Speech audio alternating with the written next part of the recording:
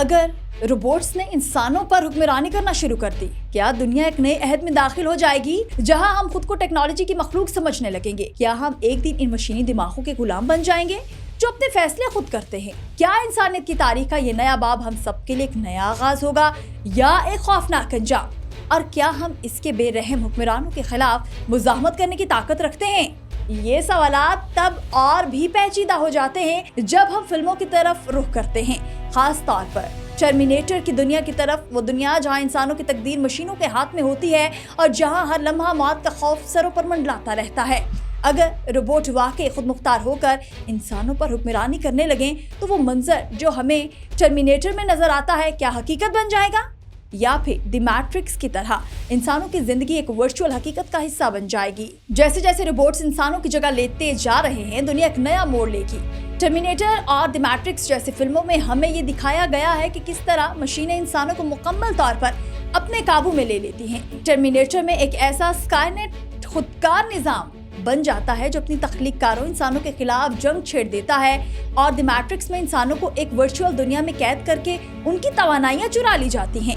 यही वो मंजर होगा जिसे हम एक दिन हकीकत बने देख सकते हैं, जहां रोबोट्स और मशीनें अपनी हुक्मरानी कायम करके इंसानों को अपने रहमो करम पर रख लें। टर्मिनेटर की फिल्म में इंसानों के लिए आज़ादी का सवाल बार बार उठता है।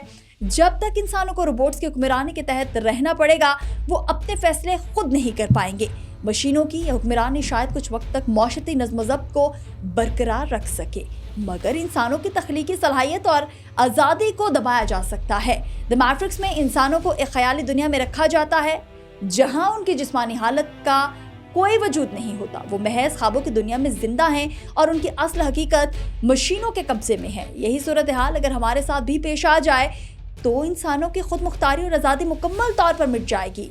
अगर रोबोट इंसानों पर हुक्मरानी करने लगे तो फिर इखलाकी सवालात भी उठेंगे। टर्मिनेटर में इस सवाल का जवाब बिल्कुल वाज़ेह नहीं होता।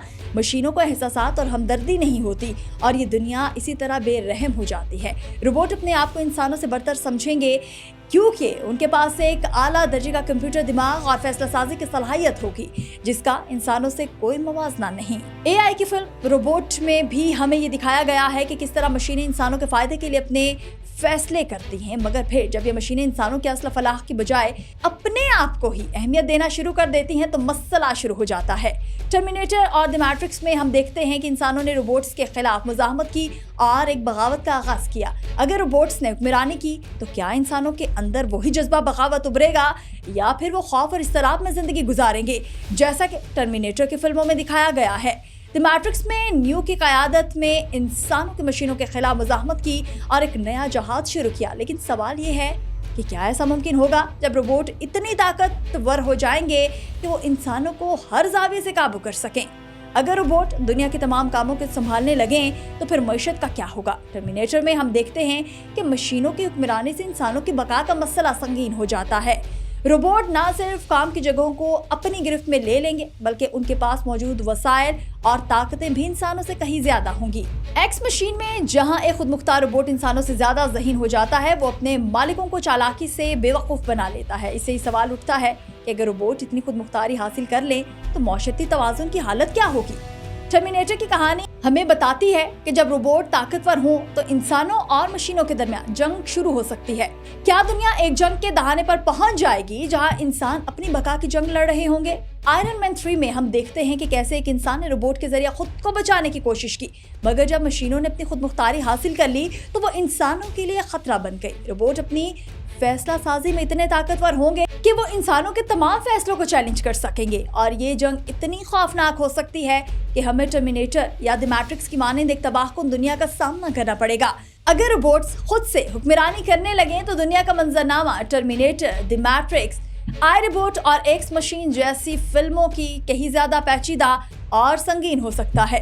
इंसानों की आज़ादी, हुकूक और मुस्तकबिल का दारोमदार इन मशीनी दिमागों के फैसलों पर और हाथों में होगा और ये सवाल उभरेगा कि क्या हम इंसानों की हैसियत को बरकरार रख पाएंगे या हम एक मशीनी मौशती निज़ाम में महज एक पहलू बनकर रह जाएंगे?